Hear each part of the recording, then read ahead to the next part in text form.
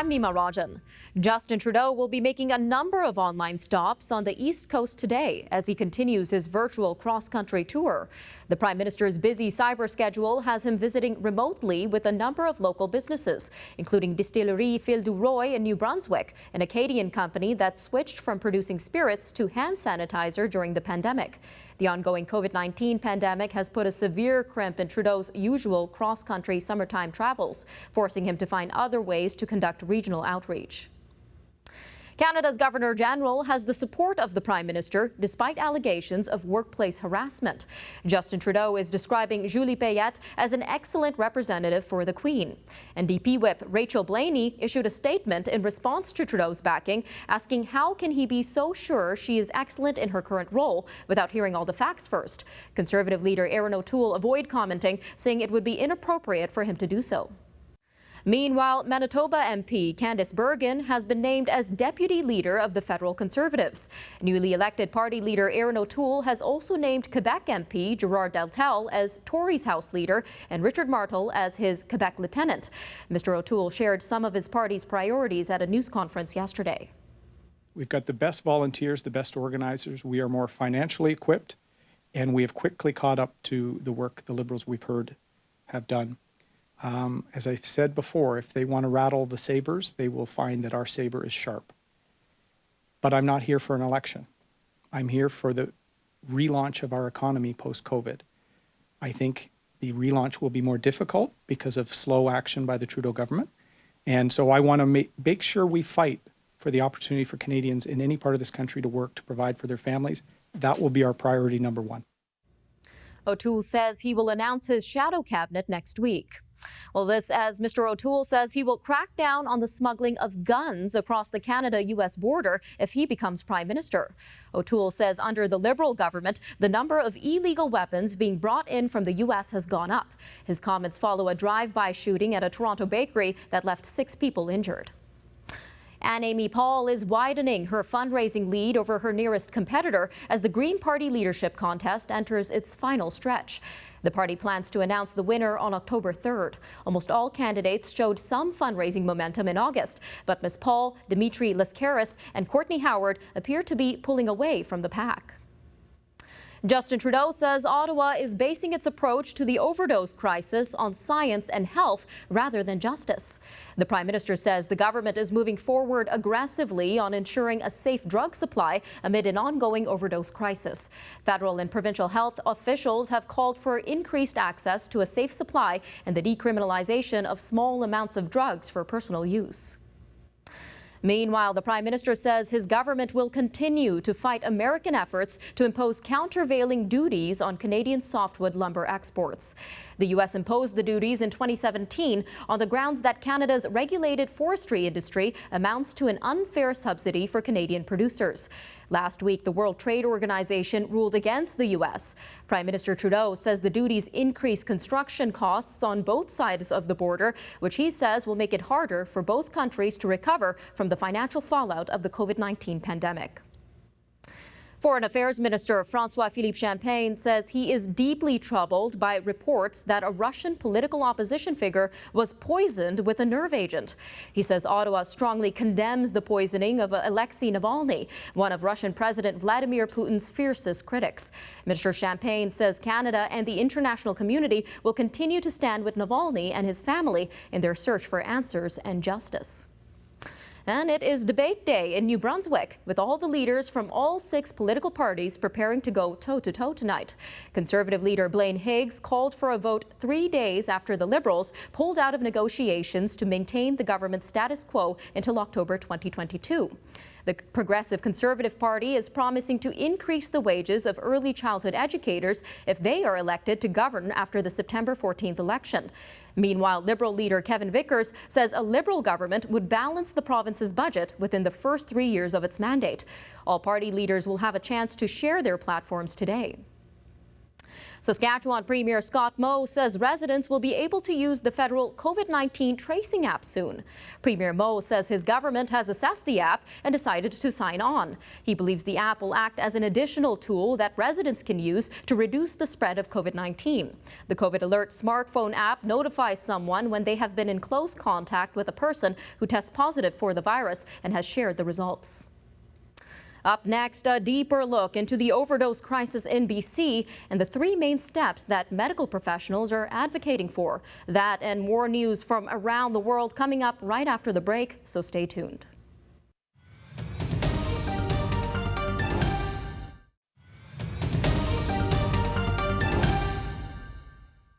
Last week, British Columbia's chief coroner, Lisa Lapointe, released the latest details on overdose deaths related to illicit drugs after the province set a monthly record for fatalities in June. Ms. Lapointe was joined by Provincial Health Officer Dr. Bonnie Henry in releasing the figures to the end of July, which nearly matched the 177 fatalities seen in June. The BC Corridor Service saw 175 deaths for the month of July, claiming that the service has seen a sustained increase in deaths related to illicit drug toxicity. According to Dr. Bonnie Henry, the COVID-19 pandemic has contributed to an increase in people using and dying alone. BC has reported more than 900 overdose deaths this year. Medical leaders, doctors, and advocates spoke at last week's meeting and pushed for decriminalization, access to safe supply sites, and to eradicate the stigma associated with the substance abuse. So how will these three steps help decrease the amount of overdoses in the province and in turn save thousands of lives?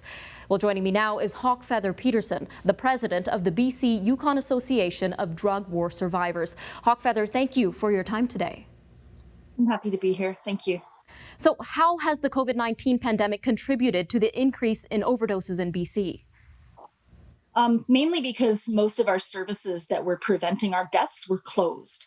So we know that through evidence that safe consumption sites, needle exchanges, peer engagement, those things all lower the risk of death. And due to COVID, they were all abruptly shut down. So most access that people had to put those tools in place to remain safe were no longer accessible. And what is the current demographic of those? We also saw that, I apologize. We did also see that, the supplies were affected because of, shipping, and it became more toxic. People couldn't access it the same because they were all isolated. So there's a lot of things. And what does the current demographic of those being affected look like? We still are waiting for solid data. It's very slow coming. It's not like the COVID data that you get quickly and is very accessible to the public. We still wait a long time to have those numbers come to us. I would guesstimate, and I apologize for doing so, but I would say anecdotally that it's probably the same, that it's middle class, often laborers, male, Indigenous. The people that are dying are often, middle class people that are not comfortable disclosing their drug use. All right, well, let's talk about the three main recommendations at last week's announcement. Why is it important to have safe supply sites available for users? We actually haven't talked a lot about safe supply sites. We talk a lot about safe supply being accessible to people at home. Mm-hmm. So, when we talk about sites, we're talking about safe consumption sites, which is a place where people can go to use their substances. It's very novel to talk about those sites also having safe supply accessible. That would be a dream. We're fairly far off from that being an actual, implementation in British Columbia.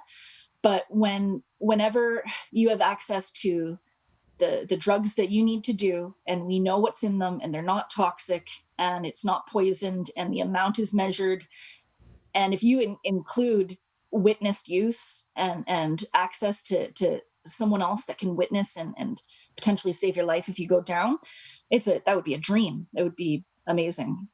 And what about decriminalization? Why do you think that is important in order to help prevent the amount of overdoses in the province? It's important because the main barrier for us to actually stay alive is still stigma. It's still what's driving our leaders in their decision making. They're still looking to appease voters that are very anti-substance user. we're still seeing a lot of really archaic rhetoric about abstinence and people equating, ethics with substance use, which is completely inappropriate. And, the whole reason that exists and that we can't fight it appropriately is because we're still criminalized. Mm-hmm. So if the justice system is out there saying, yes, it's wrong to be a substance user, this is illegal, this is illicit, then how do we say to the public, actually, it's not wrong to be a drug user and we deserve rights and freedoms and safety? It just completely counters the messaging that we're trying to send. All right, Hawkfeather, we have about 20 seconds left in this segment. Would you have any last remarks for our audience regarding this topic? My last remarks are that at this point, we've been begging leaders to listen and to make changes. And at a point where I'm no longer waiting for our leaders to just save us and rescue us, I want answers for why this was allowed to happen. I would like an inquiry. I would like to know why inaction has been so common across our country, and we've just allowed this many people to be decimated by a preventable. Right, Hawkfeather, we are out of time, so we'll be right back.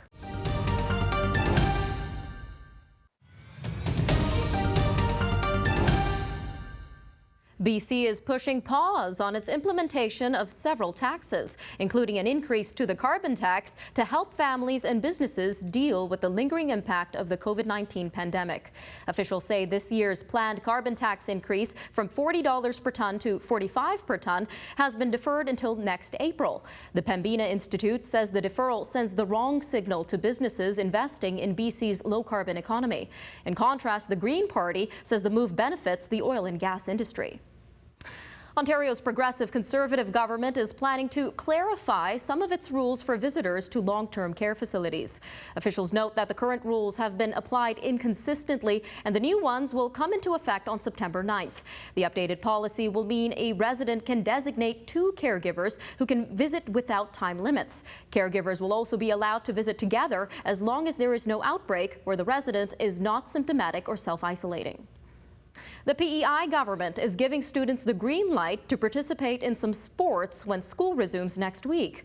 Education Minister Brad Trivers says outdoor sporting, including field hockey, soccer, senior baseball, and golf, can start tryouts on September 14th. The competition will be limited to just 3 teams in a group for regular season and exhibition games, with no more than 4 games played before the playoffs start. However, most indoor sports will not be allowed, and no tournaments will be scheduled. A report by BC's Information and Privacy Commissioner says the provincial government routinely undermines the rights of its citizens by delaying requests for information. Michael McEvoy says the government is extending the timeline for responses to access to information requests without legal authority. He warns that it could impair the public's trust in the system. Oxfam Canada says Ottawa's COVID-19 recovery plan needs to consider how the pandemic has a disproportionate economic effect on women. Policy Director Diana Sarosi says women have seen their employment numbers fall faster than men's and their work return more slowly. She says a feminist recovery means looking at industries reliant on women's labor, like long-term care, that aren't valued and suffer from a lack of investment. Women's rights groups have voiced frustration over an inability to engage with the government since the pandemic hit. New rankings from the Canadian chapter of UNICEF say Canada's children have worse physical and mental health than their peers in most other countries that have comparable wealth. The report shows Canada ranks 30th out of 38 countries when it comes to the well-being of children and youth under 18. Meanwhile, a report from the Children First Canada organization and the University of Calgary says the top 10 threats to childhood, which had been increasing over the past decade, are spiking further as a result of the pandemic. These include mental illness, food insecurity, physical and sexual abuse, and poverty. Both reports argue that all levels of government need to implement concrete policies to improve conditions for kids across the country. A pediatric expert says parents struggling to get young children to wear face masks in school should tell them it's like a cape or a shield that a superhero might wear. Dr. Anna Banjuri at the University of Toronto says kids are more likely to take care of something if they have ownership of it. She says that means finding a way to personalize your child's mask or get it in their favorite color. The experts suggest parents start teaching their children proper mask hygiene now so that they're ready to wear them for long stretches of the school day. Well, meanwhile, school bus drivers in Winnipeg's largest school division are planning to strike next week, just as classes start in the city. B. Brusk of the United Food and Commercial Workers says drivers are constantly facing higher demands with fewer resources. It says a strike would affect about 2,300 students, but service will continue for students who use wheelchair transportation services. It says the main issue is provincial legislation mandating a 2-year wage freeze, followed by 2 more years of increases of no more than 1%. Enterprise says its Canadian branch has closed a deal to buy Discount's 300 locations and the Quebec licensee's daily car and truck rental businesses. The privately held family-owned companies did not disclose financial terms of the deal when it was announced at the end of last year. Enterprise says the deal will give rental customers access to a bigger fleet of vehicles such as moving trucks, cargo vans, and cube vans. Enterprise has 600 existing locations in Canada and says it will work with Discount employees on integrating the 2 brands. The Toronto International Film Festival is downsizing its slate of films this year, due mainly to the COVID-19 pandemic. Yvonne Yang, owner of Pistol Flowers, says her shop is usually up to its neck in floral arrangements by now, with hotels calling for fresh-cut flowers to greet high-profile guests and sponsors sending bouquets to film stars. Ms. Yang says that not having TIFF is a massive blow to her company's revenues. A 2013 study found that the celebration of film delivers at least $189 million in annual economic activity to businesses across the city. More news from around the world coming up right after the break, so stay tuned, everyone.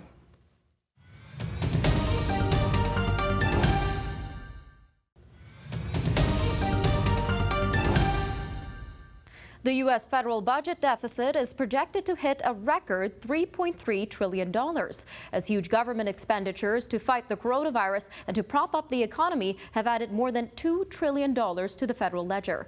The projected deficit is more than triple the 2019 shortfall and more than double the levels experienced after the market meltdown and the Great Recession of 2008 and 2009. Government spending, fueled by 4 coronavirus response measures, would register at $6.6 trillion. At least $2 trillion more than 2019. Meanwhile, the U.S. government has told states to prepare for a COVID-19 vaccine to be ready to distribute by November 1st.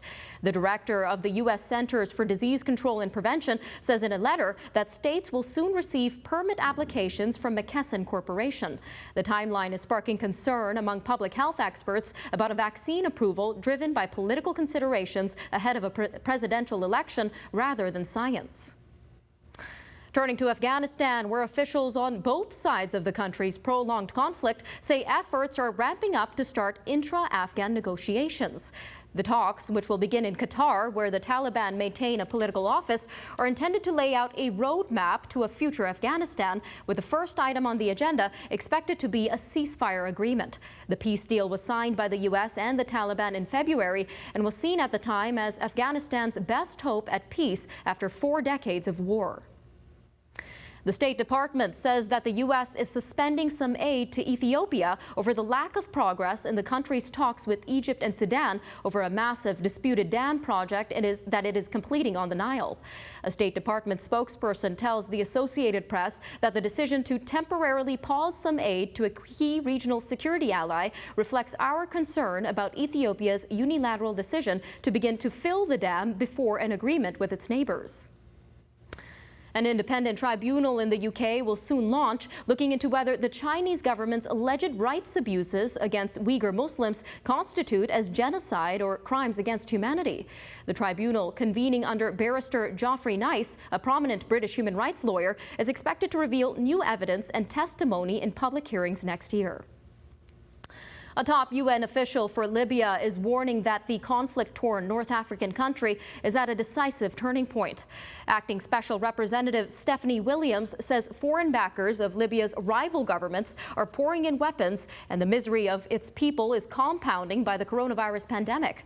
She told the Security Council on Wednesday that its actions will help determine whether the country descends into new depths of fragmentation or chaos or progresses towards a more prosperous future. Ethnic Mongolians, including students and parents in China's Inner Mongolia region, are demonstrating their anger in rare public protests against a new bilingual education policy that they say is endangering the Mongolian language.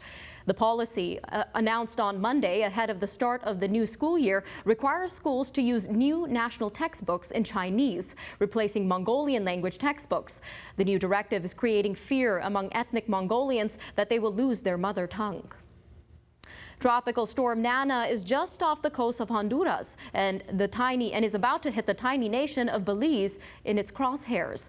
Nana has top winds of 95 kilometers an hour. It's expected to strengthen throughout the day and make landfall in Belize as a hurricane late today or early tomorrow. Astrophysicists say they have detected a black hole of a size that was never observed before.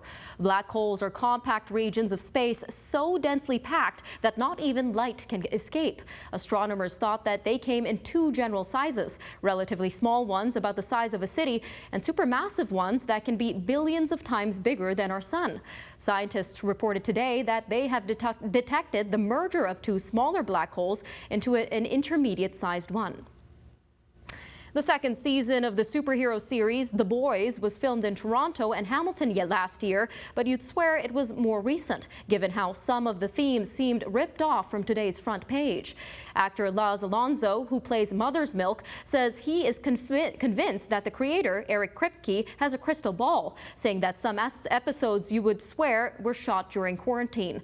The series follows a group of mercenaries as they chase the popular but sometimes immortal ensemble of A-list superheroes called The Seven. Season 2 debuts on Friday on Amazon Prime Video. Ending today with a good news story about the rescue of a young girl who was pulled out of sea while floating on an inflatable unicorn in Greece. The girl, believed to be between 4 and 5 years old, had reportedly escaped her parents' attention and was swept away from the shore on a unicorn float. After her parents raised alarm, port authorities put an alert out to ships in the area and were able to track her down. All right, that'll do it for your look at national and international news for today. Be sure to log on to the newsforum.ca for news on demand, and we'll catch you tomorrow. Take care, everyone.